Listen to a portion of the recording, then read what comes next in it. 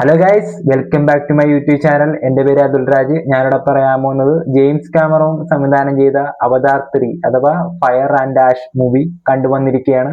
പടത്തിന്റെ റിവ്യൂ ആണ് ഞാൻ ഇവിടെ പറയാൻ പോകുന്നത്. ഈ പടം കണ്ടിട്ട് എനിക്ക് അത്ര നല്ല ഒരു സുഖകരമായ അഭിപ്രായമല്ല പറയാനുള്ളത്. മെയിനായിട്ട് പറഞ്ഞാൽ ഇത് പടം അത്യാവശ്യം ജസ്റ്റ് ഒരു ആവറേജ് അനുഭവം മാത്രമേ എനിക്ക് ഉണ്ടാകാൻ സാധിച്ചുള്ളൂ.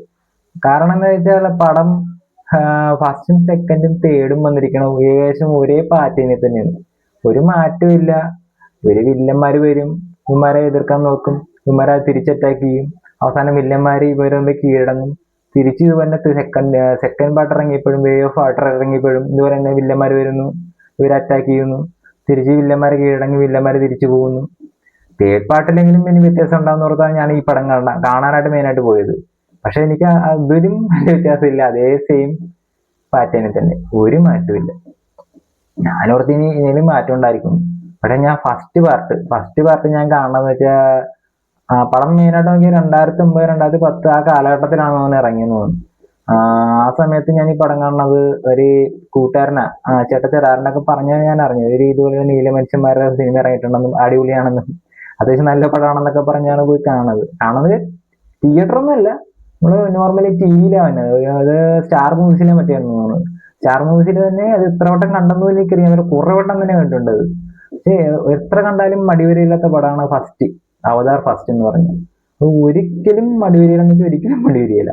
പക്ഷെ സെക്കൻഡ് പാർട്ട് ഇതിന്റെ വന്നം നിറഞ്ഞപ്പോ നമ്മൾ ഒട്ടും ഇതിനെക്കാട്ട് ഇരട്ടി പ്രതീക്ഷയോടെയാണ് പോയി കണ്ടത്. പടം കണ്ടു കഴിഞ്ഞപ്പോ വെച്ചാൽ ഒരു നോർമലി അവർ ജീവിക്കുന്ന ഗോത്രത്തിൽ നിന്ന് മാറി മറ്റൊരു ഗോത്രത്തിലായിട്ട് പോകുന്നു.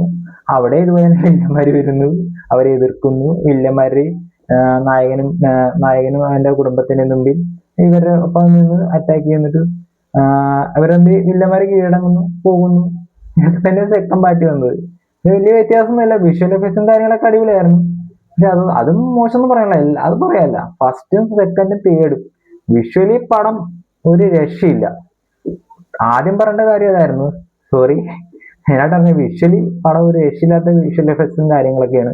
VFX ആണെങ്കിലും ഗ്രാഫിക്സ് ആണെങ്കിലും എല്ലാം. ഇത് VFX ചെയ്ത ഗ്രാഫിക്സ് തിരിച്ചറിയാൻ പറ്റാത്ത അവസ്ഥയാണ് മെയിനായിട്ട്. സാധാരണ നോർമലി ഏതെങ്കിലും സിനിമ കണ്ടു കഴിഞ്ഞാൽ നമുക്ക് അത് കണ്ടുമ്പോൾ മനസ്സിലാവും. പക്ഷെ ഇതിൽ ഈ VFX ചെയ്ത ഗ്രാഫിക്സ് ചെയ്ത നമുക്ക് ഒട്ടും തിരിച്ചറിയാൻ പറ്റിയില്ല. അങ്ങനത്തെ ടൈപ്പ് മൂവിയാണ് ഇത്. ആ കാര്യം വെച്ച് നോക്കുകയാണെങ്കിൽ ആ രീതിയിലുള്ള ഡിപ്പാർട്ട്മെന്റ് കാര്യങ്ങളൊക്കെ പക്കയാണ് പടത്തിന്റെ. ടെക്നിക്കൽ പരമായിട്ടാണെങ്കിലും എല്ലാം പക്കയാണ്. പിന്നെ ഡയറക്ഷനും അത്യാവശ്യം കുഴപ്പമില്ല. പക്ഷെ കഥയുടെ കാര്യം ഞാൻ നോക്കിയിട്ട് എനിക്ക് ഏകദേശം ഒരേപോലെ തന്നെ. അങ്ങോട്ടും ഇങ്ങോട്ടും ചില്ലറ മാറ്റങ്ങളെ വരുത്തിയിട്ടുള്ളു. പക്ഷെ തേർഡ് പാർട്ട് വന്നപ്പോ ഇച്ചിരി വ്യത്യാസം കൊണ്ടുവന്നത് ഇവരുടെ ഈ ഗോത്രത്തിനെ എതിർക്കാൻ വേണ്ടി സെയിം പാറ്റേണിൽ തന്നെയുള്ള ഇവരെ സപ്പോർട്ട് ചെയ്യാത്ത രീതിയിലുള്ള വേറെ ഗോത്രത്തിനെ വില്ലൻ ടീമും അവരുടെ സൈഡിൽ നിർത്തുന്നു. എന്നിട്ട് ഇവര് രണ്ടുപേരും ഒരുമിച്ച് നായകന്റെ ജനതേനെ അറ്റാക്ക് ചെയ്യാനായിട്ട് വരുന്നു. പിന്നെ സെയിം പാറ്റേണിൽ തന്നെ വില്ലന്മാര് നായകന്റെ മുമ്പിൽ കീഴടങ്ങുന്നു, പിന്നെ പോകുന്നു. ഇതൊക്കെ തന്നെ റിപ്പീറ്റ്. ഇതിന് വലിയ മാറ്റമൊന്നും ഇല്ല എനിക്ക് പടം കണ്ടിട്ട്. പക്ഷെ അവതാർ ഫസ്റ്റ് ആ മൂവി കണ്ട എക്സ്പീരിയൻസ് ഒരിക്കലും മറക്കില്ല. പക്ഷെ ഞാൻ പറയണത് ഇതോടെ ഇപ്പൊ പുള്ളിക്ക് നിർത്തണമെന്നാണ് ഞാൻ പറയണത്. പക്ഷെ ഇത് അവതാർ ഫസ്റ്റ് ഉണ്ടാക്കിയ ഒരു വിലയുണ്ട് ആ പടത്തിന്. ആ വില പുള്ളി കളഞ്ഞ് കുളിക്കരുതെന്ന് എന്റെ അഭിപ്രായമാണ് കേട്ടോ, എന്റെ വ്യക്തിപരമായ അഭിപ്രായമാണ്. പക്ഷെ ആ ഒരു ഫസ്റ്റ് മൂവി ഉണ്ടാക്കിയ അത്യാവശ്യം നല്ലൊരു വിലയുണ്ടായിരുന്നു. പക്ഷെ ആ ടൈമില് വേൾഡിൽ ഏറ്റവും കൂടുതൽ കളക്ട് ചെയ്ത പടമാണെന്നത്. അതിന്റെ സെക്കൻഡ് പാർട്ട് വന്നിട്ടാണ് റിപ്പീറ്റ് അത് ആ റെക്കോർഡ് അടിച്ചിട്ട്. അത് ഈ സിനിമയ്ക്ക് മൊത്തത്തിൽ ഒരു ആരാധകർ കുറച്ചധികം ഉണ്ട്. പക്ഷെ ഇതുപോലെ നമ്മൾ ആദ്യമായിട്ട് കാണുന്ന ഭയങ്കര വ്യത്യസ്തമായിട്ടുള്ള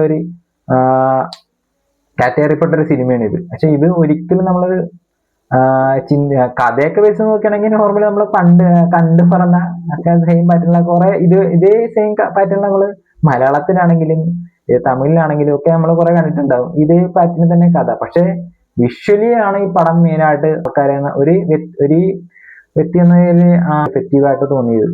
വേറെന്ന് പറഞ്ഞാൽ ഫസ്റ്റ് കണ്ടപ്പോ തന്നെ ഫസ്റ്റിൽ മെയിനായിട്ട് അവർ പറയണ ഒരു പാൻഡോറ എന്ന ഗ്രഹത്തിൽ അനറ്റേനിയം എന്ന ഒരു ധാതു അതെടുക്കാൻ വന്ന് എടുക്കാൻ വരുന്നു.